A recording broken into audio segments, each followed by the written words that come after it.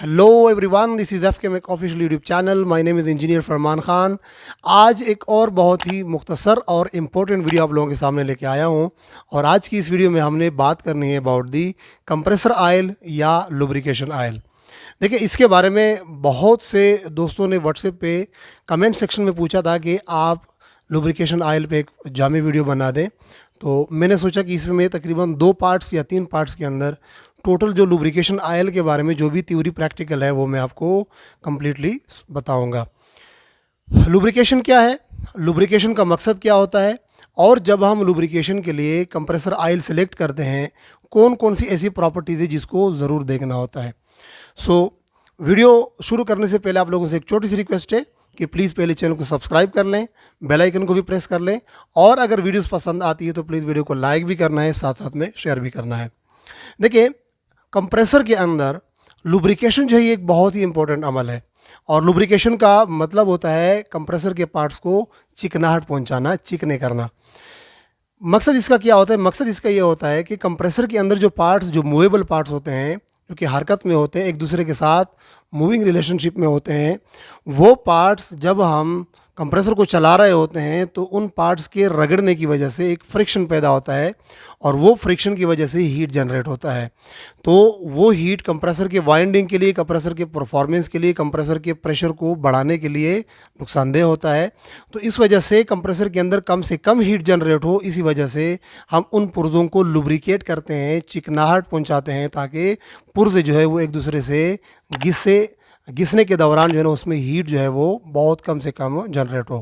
तो इस अमल के लिए हम लुब्रिकेशन करते हैं, जो कि एक बहुत ही इंपॉर्टेंट रोल प्ले करता है कंप्रेसर के परफॉर्मेंस में। अच्छा, कौन कौन सी ऐसी प्रॉपर्टीज़ हैं जो कि कंप्रेसर ऑयल के अंदर देखे जाते हैं जिस वक्त हम किसी कंप्रेसर के लिए लुब्रिकेशन ऑयल की सिलेक्शन करते हैं? सबसे पहली जो इंपॉर्टेंट प्रॉपर्टी है वो है dielectric strength. Dielectric strength का मतलब ये है कि जिस वक्त कंप्रेसर ऑपरेट होता है और उसके अंदर जो ऑयल है वो बार बार छिड़कता रहता है पुर्जों के ऊपर, और पुर्जों को जो है ना लुब्रिकेट कर रहा होता है, तो ज़ाहिर बात है जब मोटर चल रहा होता है, यानी स्टेटर के अंदर रोटर घूम रहा होता है, तो कंप्रेसर के अंदर तो इलेक्ट्रिक फील्ड पैदा होना है। तो वो इलेक्ट्रिक फील्ड के अंदर जो करंट होता है, वो करंट जो है वो कंप्रेसर के ऑयल पर भी असरअंदाज होता है। अब अगर किसी कंप्रेसर ऑयल में जो डाई इलेक्ट्रिक स्ट्रेंथ है वो कम होगा, तो उस ऑयल के थ्रू जो मोटर का अंदर का करंट है वो ऑयल के थ्रू कंप्रेसर की बॉडी की तरफ मुंतकिल होगा। आप लोगों ने नोट किया होगा कभी कभी कि जिस वक्त कोई रेफ्रिजरेटर के अंदर अर्थ शॉर्ट होता है, यानी वो शॉर्ट हल्का हल्का मारता है, तो हम उसको मल्टीमीटर के ज़रिए से या टेस्टिंग बोर्ड, जो सीरीज टेस्टिंग बोर्ड होता है, उसके ज़रिए से हम चेक कर लेते हैं, लेकिन कोई शॉर्ट हमें नहीं मिलता। उसमें क्या होता है? उसमें ये होता है कि जो कंप्रेसर ऑयल यूज़ हुए होते हैं उस कंप्रेसर ऑयल का जो डाई इलेक्ट्रिक स्ट्रेंथ होता है वो कम होता है, जिसकी वजह से कंप्रेसर का अंदरूनी जो मोटर के अंदर का करंट है वो ऑयल के ज़रिए से हल्का हल्का सा कंप्रेसर की बॉडी की तरफ मुंतकिल होता है, जिसकी वजह से हमें जब भी रेफ्रिजरेटर के साथ जब हम हाथ लगाते हैं तो हमें अर्थ शॉर्ट महसूस होता है। तो अगर किसी कंप्रेसर ऑयल का डाई इलेक्ट्रिक स्ट्रेंथ मजबूत होगा, ज़्यादा होगा, तो उस ऑयल के ज़रिए से अगर हाई वोल्टेज भी वहाँ कंप्रेसर के अंदर हाई वोल्टेज से भी ऑपरेट हो रहा है, तो कोई किसी किस्म का अर्थ शॉर्ट जो है ना कंप्रेसर की बॉडी के अंदर मुंतकिल नहीं होगा। ठीक है, सो डाई इलेक्ट्रिक स्ट्रेंथ किसी भी कंप्रेसर ऑयल का ज़्यादा से ज़्यादा होना चाहिए। दूसरी जो इंपॉर्टेंट प्रॉपर्टी है वो है केमिकल स्टेबिलिटी। जब भी कंप्रेसर के अंदर टेम्परेचर बढ़ता है, प्रेशर बढ़ता है, किसी भी हालात में जो कंप्रेसर ऑयल होता है उसमें केमिकल स्टेबिलिटी होनी चाहिए। केमिकल स्टेबिलिटी अगर किसी ऑयल के अंदर है तो चाहे कंप्रेसर के अंदर जो भी हालात हो, कंप्रेसर के ऑयल उसी हालत में अपने आप को बरकरार रख सकते हैं।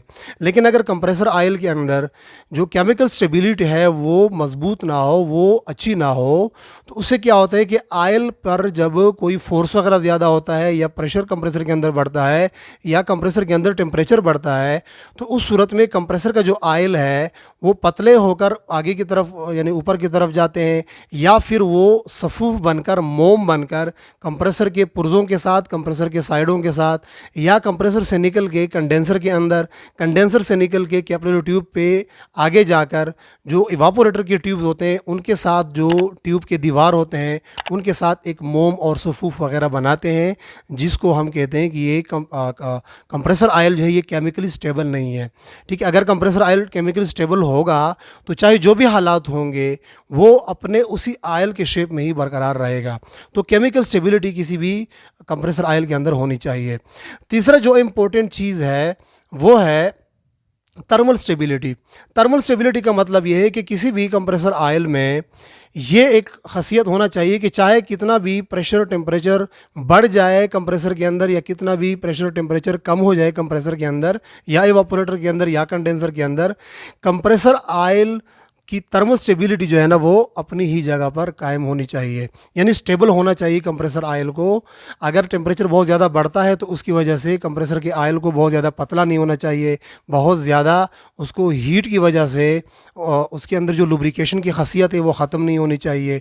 या लो टेम्परेचर पर, काफ़ी लो भी टेम्परेचर अगर होगा तो उस पर भी कंप्रेसर ऑयल के अंदर जो लुब्रिकेशन का एक खासियत है वो इसके अंदर बरकरार होना चाहिए। सो थर्मली भी किसी भी कंप्रेसर ऑयल को स्टेबल रहना चाहिए अगर तो वो एक अच्छा कंप्रेसर ऑयल हो। ठीक है, तीसरी जो इम्पोर्टेंट प्रॉपर्टी है कंप्रेसर ऑयल की वो है इसके बॉइलिंग पॉइंट और फ्रीजिंग पॉइंट। कंप्रेसर ऑयल का जो बॉइलिंग पॉइंट है वो हायर से हायर होना चाहिए, यानी चाहे आप कितनी मर्जी कंप्रेसर ऑयल को गर्म कर दें, बहुत ज़्यादा भी अगर आप इसको हीट करते हैं इसको कभी भी बॉयल नहीं होना चाहिए। इसी तरह कंप्रेसर ऑयल को आप जितना भी ठंडे जगह में रख दें इसको फुल कंप्लीटली जो है ना फ्रीज़ नहीं होना चाहिए। इसका फ्रीजिंग पॉइंट लोअर से लोअर होना चाहिए और इसका जो बॉइलिंग पॉइंट है ये हायर से हायर होना चाहिए। अच्छा, उसके बाद जो चौथी इंपॉर्टेंट प्रॉपर्टी है वो है miscibility with refrigerant. Miscibility with refrigerant जो है इसका मतलब ये है कि यानी लुब्रिकेशन ऑयल को थोड़ी सी मकदार में जो रेफ्रिजरेंट होता है उसी के अंदर हल होने वाला हो। अगर तो कोई कंप्रेसर ऑयल रेफ्रिजरेंट के अंदर बिल्कुल भी हल ना होने वाला हो तो भी आपके कंप्रेसर के अंदर परफॉर्मेंस मुतासर हो सकता है। उससे क्या होगा, उससे ये होगा कि जब रेफ्रिजरेंट कंप्रेसर के अंदर जाएगा तो वो अपने साथ ऑयल को बिल्कुल भी वहाँ पे इंटर नहीं करेगा, जिसकी वजह से जो पिस्टन सिलेंडर होते हैं उसके अंदर ऑयल के जाने का कोई इम्कान ही नहीं होगा।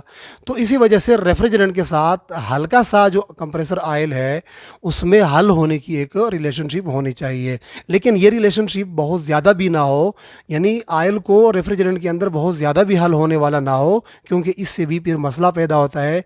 ज़्यादा ऑयल अगर कंप्रेसर से निकलेगा तो उस सूरत में एक तो कंप्रेसर के अंदर ऑयल की कमी वाक़या होगी, दूसरी बात कि ये जब इवापोरेटर में ऑयल जाता है तो इवापोरेटर में टेम्परेचर कम हो जाने की वजह से वहाँ पर ये ऑयल जो है ना वो रुक रुक के इवापोरेटर की ट्यूबों को ही जो है ना वो ब्लॉकेज बना देते हैं। तो वहाँ पे अमूमन फिर जो हीट ट्रांसफ़र है वो मुतासर होता है। सो जो कंप्रेसर ऑयल के अंदर मिसेबिलिटी है ये एक कम लिमिट में होनी चाहिए, लेकिन होनी चाहिए ज़रूर। ठीक है, ये चौथी प्रॉपर्टी हो गई। पांचवी जो प्रॉपर्टी है वो है बहुत इंपॉर्टेंट और बहुत ही इंटरेस्टिंग, वो है विस्कोसिटी। विस्कोसिटी का मतलब है कंप्रेसर ऑयल के बहने की सलाहियत। कंप्रेसर ऑयल की बहने की सलाहियत जो है ना वो एक ख़ास लिमिट के अंदर होना चाहिए।